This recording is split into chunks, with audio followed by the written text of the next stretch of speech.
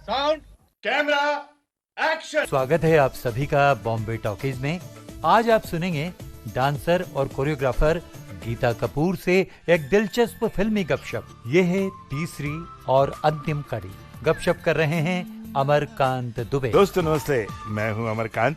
आज बॉम्बे टॉकीज में जिस फिल्मी हस्ती से हम करेंगे फिल्मी गपशप, वो खूबसूरत हसीन फनकारा पर्दे पर होते हुए भी नजर नहीं आती, लेकिन वो डांसर भी हैं और कोरियोग्राफर भी। इस समय वो हमारे ठीक सामने बैठी हुई हैं, बेहद खूबसूरत हैं। तो अब ये सवाल तो पूछना बनता ही था कि आप डांसर क्यों बनी, हीरोइन क्यों नहीं? कोशिश की थी अमरकांत जी मैंने सच बताऊं, बहुत साल पहले कोशिश भी की थी। मैंने सोचा था कि मैं कुछ मतलब बन जाऊं इस इंडस्ट्री में, हीरोइन हो या कोई भी रोल कर लूं, एक्टिंग कर लूं। फिर मुझे कैमरा के सामने जाकर पता चला कि मुझे एक तो लाइंस याद नहीं होते मेमोरी तब भी प्रॉब्लम थी। मुझे ये भी रियलाइज हुआ कि I was not meant for acting. बहुत जल्द मुझे पता चल गया कि आई वॉज अनकंफर्टेबल। तो फिर मैंने इमीडिएटली वो एक रास्ता चुना जहाँ पे मुझे लगा कि ये फायदेमंद भी हो सकता है एंड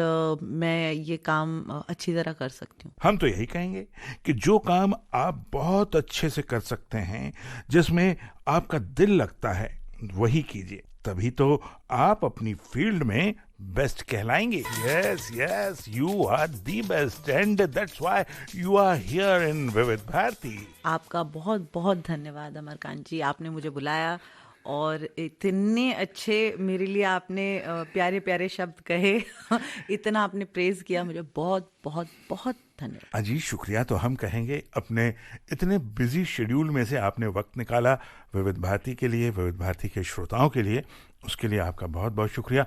अब देखिए ना, आपको देखने और आपके बारे में बात करने में मैं इतना खो गया कि मैंने अपने श्रोताओं को ये भी नहीं बताया कि आपका नाम क्या है। तो मैं दोस्तों बता दूं आपको, ये हैं गीता कपूर। जैसे आपने बताया कि आप शोज वगैरह करते थे, तो विदेशों में भी आपने काफी शोज किए होंगे जी।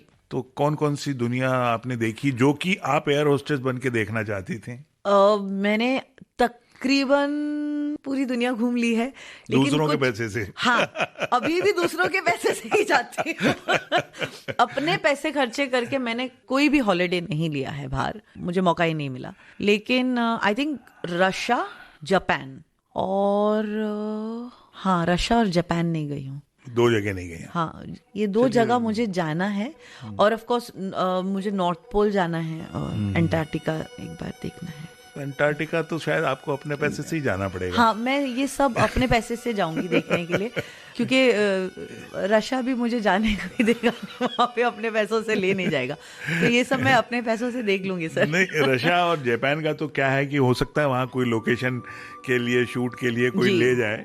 हाँ। लेकिन मेरा आइसलैंड मिस हो गया सर। मैं आइसलैंड जाना चाहती थी, गेरुआ शूट किया था मैम ने वहाँ पे, मैं जा नहीं पाई, तो वो मेरा रह गया। वो मैं दिख के रहूंगी सर। तो गेरुआ में आप नहीं थी? गेरुआ यहाँ पे हमने सेट किया था, तब तक तो मैं रियलिटी शोज कर रही थी, तो मेरा इतने दिन छोड़ के जाना बहुत मुश्किल था। तो I shoot once a week at least. तो जो यहाँ शूट हुआ उसमें थी आप? हाँ, सैड। तो अब कुछ पाने के लिए कुछ तो खोना ही पड़ता है। अब आ जाते हैं आपकी जो ये दूसरी पारी कहना चाहिए कि ये डांस रियलिटी शोज वगैरह में आप किस तरह से, मतलब क्या ऐसा हुआ कि गीता कपूर जज बन गई? पता नहीं सर, एक कोई तो भले लोग थे जिन्होंने डिसाइड किया कि हम एक रियलिटी शो करते हैं, डांस पे शो बनाते हैं और 3 लोगों को लेके एक्सपेरिमेंट कर लेते हैं। अच्छा, शुरुआत आप ही से हुई थी क्या? नहीं सर, हमसे पहले ऑलरेडी एक शो आता था बूगी वूगी नाम का। हाँ, जावेद जी थे और रवि बहल जी थे उसमें। तो वो ऑलरेडी ये शो कर रहे थे काफी साल से। फिर पता नहीं क्या हुआ, ऑब्वियसली कंपटीशन होता है, कोई किसी और ने सोचा कि यार अगर ये शो बन सकता है हम भी एक बना लेते हैं, तो एक डांस शो बना लेते हैं।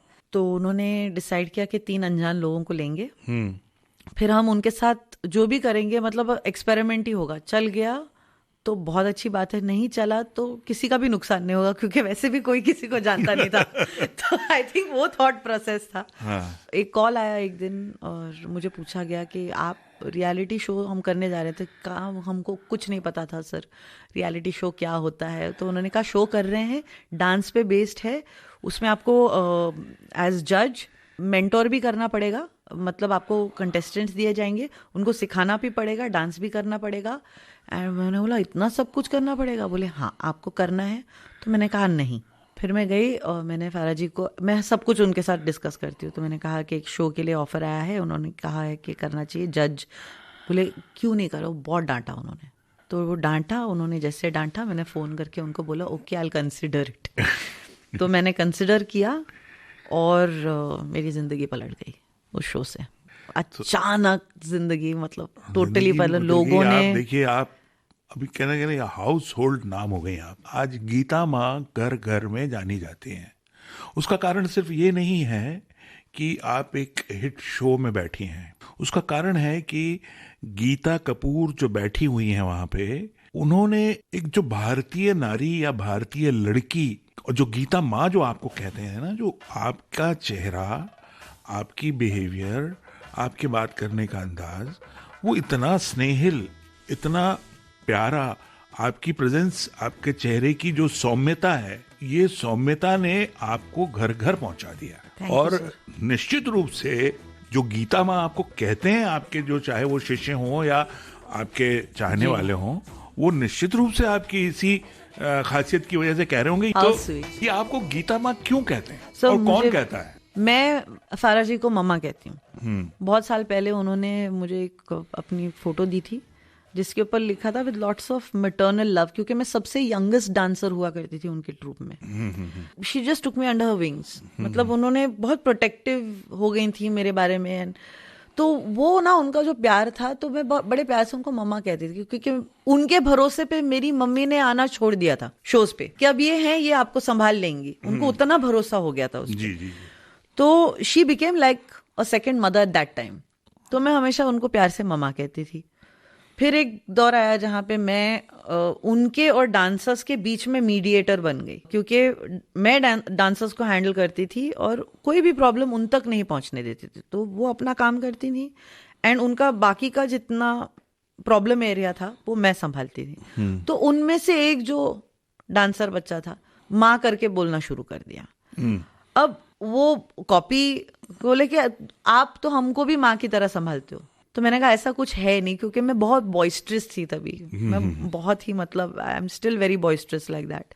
तो जब मैं ये रियलिटी शो पे आई, वहां पे मेरे जो असिस्टेंट थे वो साउथ इंडियंस थे। तो वो बड़े प्यार से मुझे, मतलब वो ऐसा होता ना कि हम दादा बोलते हैं या दी बोलते हैं, तो वो माँ कहते थे ना, माँ कैसी है माँ, गीता माँ। बोले हम माँ बुलाएंगे आपको क्योंकि आप ऐसे हो थोड़े से, हम आपको नाम से नहीं बुला सकते। तो मेरे असिस्टेंट में से वो शुरू उन्होंने किया, तो बच्चों को ऐसा लगा कि क्योंकि मैं बड़ी हूं तो so they started calling me Geeta माँ। और फिर वो जोक बन गया शो पे। तो एक्चुअली वो जोक से शुरुआत हो, ये बड़ी माँ बनती फिर रही ये सबके बारे में ऐसे ही सोचती है, ये she protects them like a mother. They and when they gave an interview for the first time, मैंने देखा वो कह रहे थे कि हम अपने घर से दूर हैं। मुझे नहीं पता, पहला सीजन था तो मुझे नहीं पता था। तो मैंने उनका एक रियलिटी के बाद भी एक रियलिटी चलती थी उनकी। जी। तो उसमें एक इंटरव्यू में मैंने देखा कि सारे बच्चे बोल रहे हैं कि she looks after us like a mother, she is like a mother for us. हम घर पे नहीं हैं तो हम इनके साथ माँ की तरह रहते। तो मुझे बड़ा अजीब लगा। मैंने कहा ये बहुत सीरियस हो रहा है ये मामला। तो जो एंकर थे वो शो के, तो उन्होंने वो मजाक के तौर पे बोलना शुरू कर दिया और फिर वो बहुत सीरियस हो गया, because then the kids started treating me like that. तो मैं सिखाने कम लग गई और उनके प्रॉब्लम ज्यादा सॉल्व करने लग गई। जी। आपने कहा कि वो सीरियस हो जाते थे कि हम दूर हैं घर से और ये है। तो ये जब डांस शोज में इस तरह की सिचुएशंस दिखाई जाती हैं, ये सचमुच होती हैं या सिर्फ टीआरपी का फंडा होता है? नहीं सर, बिल्कुल सच होता है कि बच्चे जब आते हैं शो पर, उनको अपनी फैमिली से दूर, क्योंकि वो 24 घंटे हमारे साथ रहते हैं, उनका रिहर्सल, उनका खाना पीना, उनका रहने का जो भी इंतजाम होता है वो चैनल करता है। फिर वो अपने फैमिली से दूर काफी समय तक रहते हैं, क्योंकि उनको तैयार करने में काफी टाइम चला जाता है। तो उस दौरान ऐसा हो जाता है कि कुछ लोग जो मुंबई के ही हैं या बॉम्बे के हुआ करते थे, वो अपने घर जा सकते हैं वापस और वक्त पे वो आ जाते थे। साथ में रखने में ये फायदा है उनको ना घर जाने का कि वो they are your in your timeline. आप उनको कभी भी किसी भी वक्त काम करवा सकते हैं। अगर वो घर चले जाते हैं तो then you have to wait for them to come, वैसा है। तो उनको साथ में ही रखते थे। और इतना समय अपने फैमिली से दूर रहने के बाद कोई भी बच्चा, कोई भी वो अम्बिशन लेके जब आते हैं तो उनके लिए काफी मुश्किल होता ही है। जी जी। So it's true, they stay away from their family, they stay away from their home. और आई थिंक वो उनको मोटिवेट भी करता है कि जाएंगे तो ये कुछ करके जाएंगे वापस। हाँ, नहीं लेकिन कई बार थोड़ा सा एग्जरेट कर देते हैं, थोड़ा कई ऐसी चीजें हैं, तो क्या वो टीआरपी के लिए होता है? देखिए, इसमें मैं आप पे जवाब देना ही है, ये बंदिश नहीं लगाऊंगा। सर, शोज बनते हैं टीआरपी के लिए जी, लेकिन ऑडियंस बहुत स्मार्ट है, हमेशा से रही है। You can't fool them. आप कितना एग्जैजरेट करेंगे, पब्लिक पकड़ ही लेती है। और रियलिटी शो इसीलिए है that you can not fool anybody. वो तो बात सही है। हाँ, जितना है ऑब्वियसली रिसर्च टीम जो है वो टैप करती है, वो जानती है कि क्या चीज़ शायद चल जाएगी, नहीं चलेगी। और हर शो में कहीं ना कहीं थोड़ा बहुत बढ़ावा चढ़ावा या घटाना वो तो आगे जाके, लेकिन जो आप देखते हो वो वन गो का मामला है। You can't fake an emotion on TV, you can't fake. Acting का शो तो है नहीं, तो आप कितना फेक करोगे? टैलेंट को तो फेक नहीं कर सकते हो, और आप अपने कमेंट्स को फेक नहीं कर सकते हो, कितना फेक करोगे आप? गीता जी, बिल्कुल सही और बिल्कुल साफ गोई से जवाब दिया आपने। इसमें आपको 10 में से 10 नंबर मिलते हैं। बहुत बहुत धन्यवाद। मैं इसलिए कि आप 10 नंबर देती है ना। एब्सोल्युटली। तो मैं डांस रियलिटी शोज पर ही रहता हूँ अभी जी। और यहाँ बात गानों की करते हैं। पहले तो एक सवाल पूछ लेता हूँ कि विविध भारती आप सुनती हैं या बचपन में सुनती थी? मैं बचपन में सुनती थी सर, क्योंकि हमारे पास और कोई ऑप्शन नहीं था। ये हमारी जिंदगी में सबसे इम्पोर्टेंट रोल था, क्योंकि न्यूज़ भी हमें रेडियो से मिलती थी, एंटरटेनमेंट भी हमें रेडियो से ही मिलती थी। तो इसलिए हमारे लिए गाने आज भी बहुत ज्यादा मायने रखते हैं। More than a visual, the song mattered a lot. तो बचपन में सुने हुए कौन कौन से गाने अभी भी जहन में, अगर ऐसे पूछ लिया जाए आपसे कि कौन सा गाना याद आ रहा है? एक परदेसी मेरा दिल ले गया। आपका दिल कोई परदेसी ले गया है? नहीं। परदेसी नहीं, ऐसे बहुत देसी ले जाते हैं और फिर वापस भी देके चले जाते हैं। नहीं, ऐसा कोई परदेसी रहा हो या कोई ऐसा रहा हो जो सचमुच आपका दिल चुरा के ले गया हो और आप उसी के इंतजार में अभी तक बैठी? क्योंकि सभी जानते हैं आपने शादी नहीं की है। मैंने शादी नहीं की सर, और मैं शादी करना भी नहीं चाहती फिलहाल। और मैं बहुत क्लियरली बता देती हूँ, फिलहाल अगर कोई लाइन में है तो उम्मीद में नहीं, खड़ा मुझे रहे शादी से कोई आपत्ति नहीं है। मुझे आपत्ति है मतलब वक्त की। और जो मैं कर रही हूँ, बड़े साल लग गए मुझे अपने आप को बनाने में, और अपने आप से ज्यादा मुझे घर संभालने में काफी वक्त चला गया। अब उस जिम्मेदारी में किसी और की जिम्मेदारी ना मैं ले सकती थी, ना मैं चाहती थी कि मेरी जिम्मेदारी कोई और उठाए। Wanted to make myself something and look after my house. तो उस चक्कर में मेरा चक्कर किसी के साथ नहीं चला। लेकिन मुझे रोज प्यार होता है और मुझे हर आए दिन किसी ना किसी से मेरा दिल लग जाता है और फिर वैसे ही टूट जाता है। तो कभी 1, 2, 3 दिन से ज्यादा किसी से मोहब्बत हुई? हाँ जी सर, ये झूठ होगा अगर मैंने कहा कि मुझे कभी किसी से प्यार नहीं हुआ है। I am normal like everybody else. मेरे भी ऐसे मतलब रिलेशनशिप्स रहे हैं एंड बहुत अच्छे रिलेशनशिप्स रहे हैं, लेकिन मुझे लगता है कि मेरी वजह से ही वो रिलेशनशिप्स कामयाब नहीं हो पाए, क्योंकि मेरे लिए बहुत ज़रूरी था कि मैं किसी पे बोझ ना बनूं और मेरा बोझ कोई ना उठाए। बोझ इसलिए कह रही हूँ कि I did not want to be dependent on anybody. मुझे हमेशा लगता था कि इंडिपेंडेंट होना बहुत ज़रूरी है, और वो अपने आप में इंडिपेंडेंट नहीं थे उस वक्त। तो ये मैं देख चुकी थी कि it's very important for 2 people एक फैमिली में, या तो दोनों बहुत ही इंडिपेंडेंट हो और घर आसानी से संभल सकता है, लेकिन अगर एक के सर पे बहुत ज्यादा जिम्मेदारियां आती हैं तो वो दूसरे के लिए भी परेशानियां हो सकती है। तो I come from a home which is always been pulled इस वजह से कि कौन ज्यादा जिम्मेदारी संभाल रहा है, इसकी वजह से कोई और एक परेशान है। तो आई डिडंट वांट दैट, शायद इस वजह से मैंने। अगर मैं आपसे पूछूं, आपकी ये जो भी सिचुएशन थी जी। या जो रही है शादी को लेके, जो ख्यालात रहे हैं, जी। कोई गाना याद आता है ऐसा कि जो यहाँ हम सुनवा दें अपने श्रोताओं को? अजीब दास्तां है ये, कहाँ शुरू कहाँ खत्म। वाह वाह वाह, क्या बात है। वापस उस सवाल पे मैं आता हूँ जो सवाल मैंने बीच में रोक दिया था और कहीं गाने की बात की थी। गाने की बात मैंने इसलिए की थी कि डांस रियलिटी शोज में जो मैंने गौर किया है, ज्यादातर 60s 70s के ही गाने जो हैं वो बजाए जाते हैं, उन पर ही डांस ज्यादातर, मोस्ट ऑफ दी सॉन्ग्स जो होते हैं, रेयरली कभी ऐसा कोई थीम होती है आपकी नए गानों की तभी, या कोई नया एक्टर आता है तभी आप नए गाने लेते हैं जी। ऐसा क्यों होता है? क्या इसके पीछे कारण विविध भारती भी है? रिकॉल वैल्यू बहुत जरूरी है। मैं कहती हूँ कि पैशन, जुनून जो है, जिससे आप पहली बार कोई चीज करते हैं वो हमेशा याद रह जाता है, पहला प्यार याद रह जाता है। और पहले ये जो पहल है हर चीज की, जैसे विविध भारती इतने सालों से क्यों चल रहा है, there is a passion attached to it, एक प्यार है, एक जुनून है कि इसको वैसे ही बना के रखना है, जिसके लिए ये जाना जाता है। लोगों का लिखना, जब पहले लोग लिखते थे तो बड़े प्यार से लिखते थे, उसमें बड़ा पैशन होता था। लोग गाने बनाते थे तो बड़े पैशन से बनाते थे। तो मुझे लगता है पैशन का बड़ा एक रोल होता है हर काम करने में। वो गाने आज तक जब आप सुनते हैं उसमें एक मतलब है, एक मीनिंग है, एक खूबसूरती है, लिखावट में एक खूबसूरती है, एक वो गाने के अंदाज में, वो लता जी हैं, आशा जी हैं, आज तक आप मेरे फ़ोन को कभी आप खोलेंगे, एक प्लेलिस्ट है जिसमें, और हर सुबह जब मैं शूट पे जाती हूँ तो मेरे मेकअप, हेयर जो क्रू है उनको बाय डिफ़ॉल्ट सुनना पड़ता है, मैं क्लासिक्स लगाकर सुनती हूँ। वो किशोर जी हैं, लता जी हैं, आशा जी हैं, मोहम्मद रफ़ी साहब हैं, मुझे इनके गाने पसंद हैं, मैं सुनती ज़रूर हूँ और मुझे नए गानों से कोई आपत्ति नहीं है, मुझे कोई प्रॉब्लम नहीं है। लेकिन शायद आने वाले जनरेशन के लिए ये गाने रिकॉल वैल्यू में आए।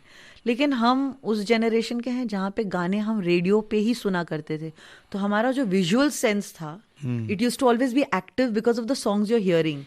उसी में प्यार होता था, उसी में तकरार होती थी, उसी में सब कुछ, उसी में गम, उसी में आंसू। जी बिल्कुल सही कहा आपने। और उसका एक बड़ा कारण ये भी है कनेक्ट होने का कि जो गाने होते थे कहीं ना कहीं सिचुएशन पे होते थे जी, फिल्म की कहानी को आगे बढ़ाते थे जी। उन गानों को अगर निकालते हैं तो कहीं ना कहीं ऐसा लगता था कि कुछ छूट गया। हाँ जी, आज की तारीख की फिल्मों में जो गाने होते हैं, गाने रहें या न रहें, कहानी पे कोई फर्क नहीं पड़ता। जी। बहरहाल, हम इससे निकलकर अब एक और बहुत अलग सा सवाल जो शायद आपसे किसी ने ना पूछा हो। ओके। जितने भी रियलिटी शोज मैंने आपके देखे हैं, और खासतौर पे मैं बता दूं आपके सभी देखे हैं मैंने जी, थैंक यू। और हर एक शो में मैंने आपको कभी भी वेस्टर्न आउटफिट में नहीं देखा। आप या तो बिल्कुल वो ट्रेडिशनल भारतीय नारी का जो साड़ी पहनकर जो एक वो है उसमें है, या अगर आपने कभी सूट वूट पहने भी तो वो सलवार सूट वगैरह पहने। तो ये एक आपका लगाव है उस तरफ, या आपका अपना एक स्टाइल है कि नहीं मुझे अपने आप को इसी तरह से प्रोजेक्ट करना है, इसी तरह से प्रेजेंट करना है, या कोई और कारण है? मैं बहुत खुश हूँ कि आपने ये सवाल किया मुझसे। मैं रियल लाइफ में वेस्टर्न क्लोथ्स पहनती हूँ, बहुत अच्छी तरह पहनती हूँ, और मुझे कोई फर्क नहीं पड़ता है कि कपड़े क्या हैं। लेकिन टेलीविजन पे जाके मुझे ऐसा लगता है कि you have to represent something, और मुझे क्योंकि मैं क्लासिकल डांसिंग को फेवर करती हूँ और मेरी बैकग्राउंड वहाँ से आई है, तो इनिशियली थॉट वहाँ से शुरू हुआ था कि व्हाई नॉट रिप्रेजेंट इंडिया, और इससे अच्छी क्या बात हो सकती है कि आपको मल्टीपल स्टाइल्स मिलते हैं इंडियन वेयर में। फिर मेरा वेट का भी एक इशू है। वेट का इशू ये है, हमेशा से मुझे ऐसा लगा है कि मैं हैवी रही हूँ, तो आई थिंक इंडियन कपड़ों में सबसे ग्रेसफुल लगता है इंसान। बिल्कुल। एंड मैं मौका नहीं देना चाहती थी किसी को भी कि मेरे काम से हटके वो कुछ और देखे। So anything I would wear should not distract from my work, और जो अक्सर होता है, if you wear western clothes या ऐसा, मतलब एक डिस्ट्रैक्शन हो जाता है, ऐसा मुझे लगता है। अब तो इंडियन क्लोथ्स में भी डिस्ट्रैक्शन होने लग गया है, लेकिन आई यूज्ड टू, क्योंकि सिंपल रहना है, अच्छा रहना है, तो वो I have always been towards Indian clothes for television. I have done western also, लेकिन मुझे हमेशा एक इंडियन तड़का लगाना होता है उस पर। और मुझे वेस्टर्न क्लोथ्स पहनने में कोई आपत्ति नहीं है। I love wearing western clothes. मेरे रियल होम लाइफ में मैं डेनिम्स पहनती हूँ, मैं टी शर्ट्स पहनती हूँ एज पर कंफर्ट। लेकिन पता नहीं, मुझे लगता है कि लोग अब मुझे एक्सपेक्ट करने लग गए हैं कि मैं इंडियन कपड़े में दिखूं। अब तो आप गीता माँ हो गई है ना। नहीं, बिल्कुल नहीं, सब उस वजह से भी नहीं। मुझे ऐसा लगता है मैं कपड़े ऐसे पहनूं जो, क्योंकि आप कहते हो मैं घर घर में अब पहचानी जाती हूँ, मुझे लगता है वो कपड़े पहनो जो हर घर में बैठी महिला ये सोच सकती है कि हम ये पहन सकते हैं। तो मुझे कोई फर्क नहीं पड़ता है कि कोई डिजाइनर मुझे ऑफर नहीं करता कपड़े देना, क्योंकि मेरा साइज शायद उनको पसंद नहीं है। I prefer making my clothes. और आज तक मेरी डिजाइनर 8-10 साल हो गए मेरे साथ है, बहुत स्वीट है बेचारी। उसके आधे पैसे वो कपड़ों का थान उठाने में चला जाता है जिससे मेरे कपड़े बनते हैं। But Indian is the way to go. वो सिंपल भी है, खूबसूरत भी है, और you can do multiple things with Indian. तो I stand by India. I want to be an Indian on television for sure. अच्छा, बड़ा क्लीशे सा सवाल पूछते हैं, प्लीज पूछिए ना। गीता कपूर जी कभी फिल्म डायरेक्टर बनना चाहेंगी? शायद नहीं, पता नहीं। चलिए इसको रैपिड फायर ले लेते हैं। हाँ, रैपिड फायर। शायद नहीं, शायद। अच्छा, गीता कपूर जी। की जिंदगी का कोई ऐसा काम जो गीता कपूर ने अभी तक नहीं किया, कौन सा है? बंजी जंपिंग ओह, कभी नहीं किया। स्काई डाइविंग नहीं किया। अच्छा। करना चाहेंगे किसी दिन। 2 कंट्री तो आपने बता दी जो नहीं इससे घूमी पहले आपने। कि दिल और ज्यादा कमजोर हो जाए ये मैं कर लूंगी किसी दिन। अच्छा, कुछ ऐसे गाने बताइए जो हिंदी फिल्मों के जो आपको बेहद पसंद हो। मेरा एक बहुत ही चहीता गाना है, अभी ना जाओ छोड़। मुझे उमराव जान के गाने बहुत पसंद है। My most favourite actress Rekha ji, and जुस्तजू मेरी सबसे फेवरेट गाना है। फिल्म का नाम अगर मैं आपसे पूछूं कि सबसे पसंदीदा फिल्म कौन सी है? उमराव जान बहुत ज्यादा मुझे पसंद है। जो कहते हैं ना, कम में बहुत ज्यादा हो सकता है, वो फिल्म, वो ऐसी एक फिल्म है। Sholay my all time favourite. उन दिनों में कैसेट पे ये फिल्म आई थी, तो पूरी फिल्म कैसेट पे आई थी और हम उसको बार बार सुनते थे। तो मुझे वो film with dialogue without visual सब याद है। तो कोई एक डायलॉग हो जाए। लोहा गरम है, मार दो हथौड़ा। एंड देन संजीव उसके कुमार। बाद महबूबा वाला गाना आता है, हेलन जी का उसमें डांस। सुनाइए लेते हैं। प्लीज, सुनाइए। महबूबा my most favourite song. Geeta ji, सबसे बेबाकी से, ईमानदारी से, बिल्कुल सारी सच्चाई के साथ जो जवाब आपने दिए हैं, जी। बातें की हैं, अपनी जिंदगी से जुड़ी बातें की हैं, जी। तो उसके लिए तो मैं शुक्रिया कहूंगा ही आपको। और साथ ही मैं इसके लिए भी आपको शुक्रिया कहूंगा कि आपने, जब मैंने आपसे इल्तिजा की आने की, आपने तुरंत हाँ कह दी। उसके लिए बहुत बहुत शुक्रिया आपका। जी, और आपका शुक्रिया कि आपने समझा I was worth your time, कि आपने मुझे शो पर बुलाया, मुझसे बातें की। और वाकई में आपके साथ बात करके मुझे ऐसा लगा नहीं मैं कोई इंटरव्यू कर रही हूँ। Had a very good conversation, जो बहुत कम होता है आजकल। कोई ऐसी बात जो आपको लगता है कि नहीं आपने नहीं कही, कह देनी चाहिए? मेरी सबसे पहले हिट फिल्म का गाना, ऑफ कोर्स मेरा सबसे पहला फिल्म जो है एज अ कोरियोग्राफर वो प्यार में कभी कभी, लेकिन जिस गाने से मुझे रिकॉग्निशन मिली वो है रोशनी से भरे भरे, जो अशोका फिल्म का गाना था। मैं आपको थैंक यू बोलना चाहती हूँ कि आपने मुझे इतना कंफर्टेबल कराया। एंड जो लोग सुन रहे हैं, मैं डेफिनेटली उनसे एक बात कहना चाहती हूँ कि ये बहुत इम्पोर्टेंट माध्यम है, सुनना बहुत ज़रूरी है। हमने आजकल सुनना कम कर दिया है, बोलना बहुत ज़्यादा शुरू कर दिया है। रेडियो एक ऐसा माध्यम है जो सालों तक रहना चाहिए। Don't lose it. मुझे लगता है it's a beautiful medium for information, entertainment and प्यार। फॉर श्योर मैं एक चीज, जो लोग, बहुत मेहनत है इसमें। लोगों को टीवी पे मेहनत दिखती है क्योंकि वीडियो है, विजुअल है, लेकिन आज मैं आपके स्टूडियो में जब आई तो मेरा दिल खुश हो गया सर। बहुत शुक्रिया आपका लाइब्रेरी देखकर, जिस तरह से गानों को संभाल के रखा है मैं चाहती हूँ कि लोग आपके इस मेहनत को दिल में संभाल के रखें। तो इसी बात पे मेरी मम्मी का फेवरेट गाना बजा दीजिएगा, चलते चलते यूं ही कोई। उनकी फेवरेट एक्ट्रेस मीना कुमारी जी के लिए। Mummy I love you. मेरे बारे में क्या ख्याल है आपको? ये जो मैंने बातचीत आपसे की, मेरी तो कोई तारीफ ही नहीं की आपने। सर, आप अगर मेरे शो पे होते, रियलिटी शो तो में, कैसे तो मैं जज करती आपको आप? उठ के सजदा करती कि आपने इतना प्यार से हमें यहाँ पर बुलाया, और इतने प्यार से आपको 10 out of 10 देने की मेरी बिल्कुल औकात नहीं है। लेकिन I think you're a stupendo fantabulously phantasmagorically magical person, Thank you. जिन्होंने मेरे दिल का मतलब बिल्कुल अंदर से ऐसे छोटी छोटी बातें निकाली हैं बगैर मुझे ये अंदाजा होने दिया आपने कि मैं इंटरव्यू पे बैठी हूँ। अब मैं विविध भारती की तरफ से, तमाम सुनने वालों की तरफ से आपका शुक्रिया अदा करता हूँ।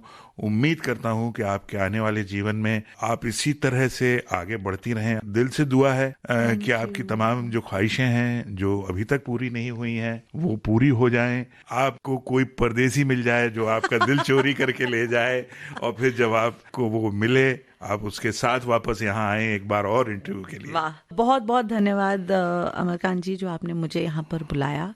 और सारे जितने तमाम सुनने वाले हैं विविध भारती को सुनते रहिएगा, और आप जितना प्यार दोगे मैं वापस आऊंगी कुछ बोलने के लिए। I love you, thank you so much, thank you thank you thank you, ऐसे ही प्यार देते रहिए। डांसर और कोरियोग्राफर गीता कपूर से अमरकांत दुबे की ये फिल्मी गपशप अभी आप सुन रहे थे बॉम्बे टॉकीज। आप सुन रहे थे तीसरी और अंतिम कड़ी। Technical support Ganesh Shinde, technical supervision Dilip Kulkarni और एडिटिंग आकांक्षा सिंह। प्रस्तुतकर्ता रेणु चतुर्वेदी। डिजिटल अपना बॉम्बे टॉकीज, पिक्चर ही कल्चर है अपना बॉम्बे टॉकीज। रॉकिंग है रोलिंग है अपना बॉम्बे टॉकीज। सुपर है डुपर है अपना बॉम्बे टॉकीज।